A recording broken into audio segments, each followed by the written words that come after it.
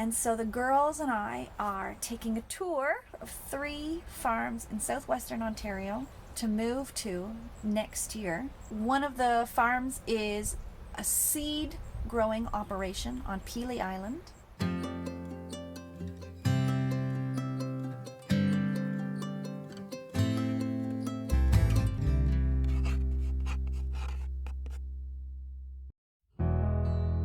This is John's farm.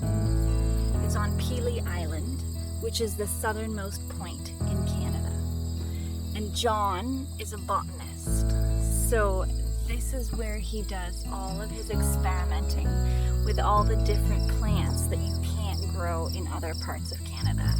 So he's got fig trees, and he's got papyrus, and he's got passion fruit, and all sorts of really cool exotic things that I've never seen before.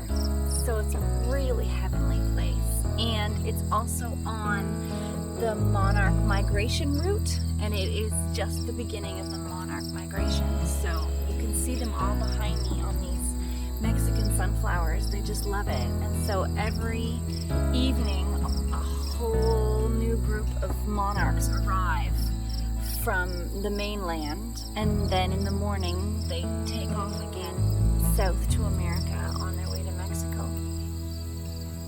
It's really just like the Garden of Paradise. It's really beautiful.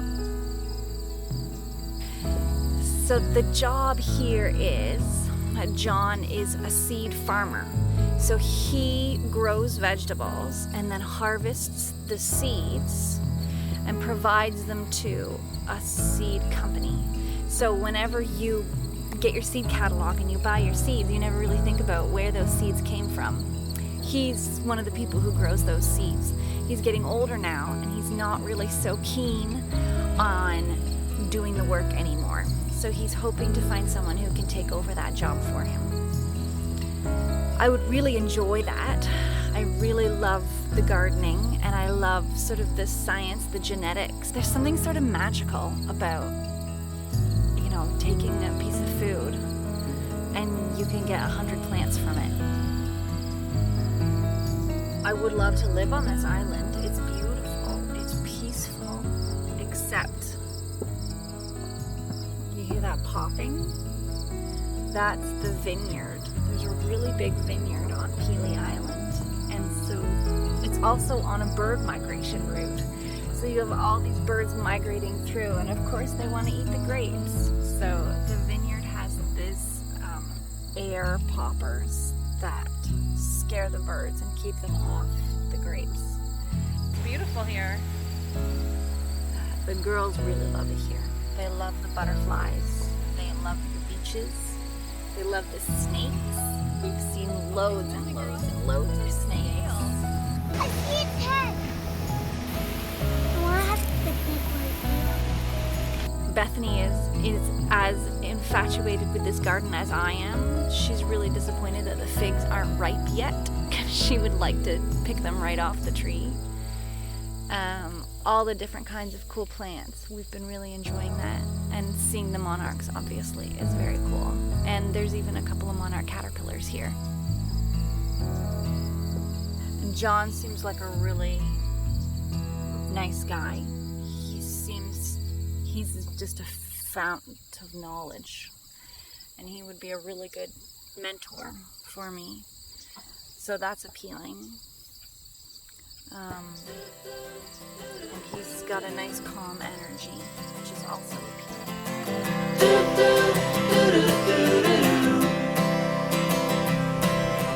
Walk me in the morning sun, tell me I'm a lucky one. I'm riding on the wave of a notion that I could be brave. Is there anything good on the radio? Turn it up loud and let me know how it used to be before anyone heard of you and me.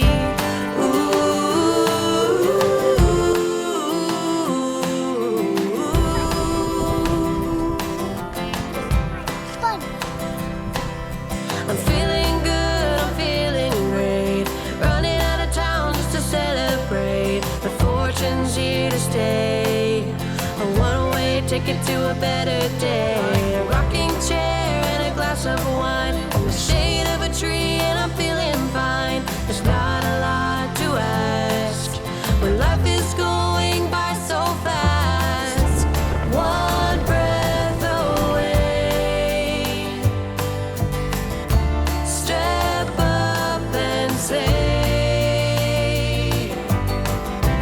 hold on to what is real. The love you feel is like water in a glass. Don't try to separate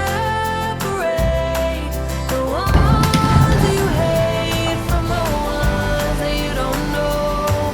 'Cause there's a part of you that never could let go.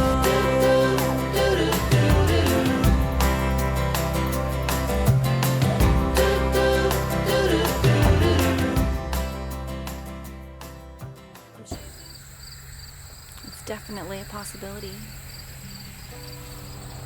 It would be a really beautiful life. I think we would enjoy the island life. The logistics of it, however, are the complications. So there isn't really suitable accommodation for us here. We would have to build a tiny house on wheels, something like that. It's also not a long-term option. He doesn't really want someone living on his property for several years. His idea is that if we were to do this on a more permanent basis, that we would find our own place to live somewhere else on the island. Another complication is, of course, it's an island and you can only get to it by ferry. So to get supplies, we have to take the ferry back to the mainland. If we wanted to build something, we would have to take the ferry back to the mainland. Even just grocery shopping, you have to take the ferry back to the mainland. And it's quite far from where the girl's father lives. The ferry ride is an hour and a half, and then it's about an hour and a half drive. So it would be a 3-hour commute to go see their dad, and that's a little bit far. But it is a really beautiful, peaceful place.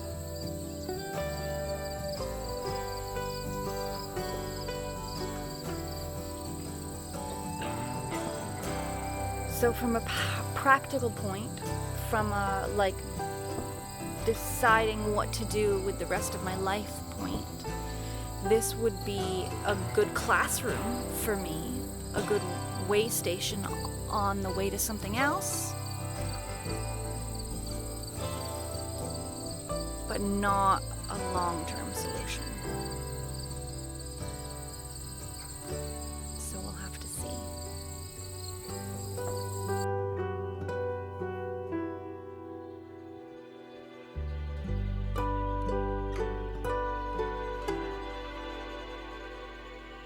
Nowadays we're all so spread out, a time zone for each of our hearts.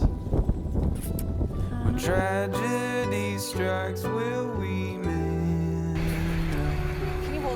come together to say our goodbyes?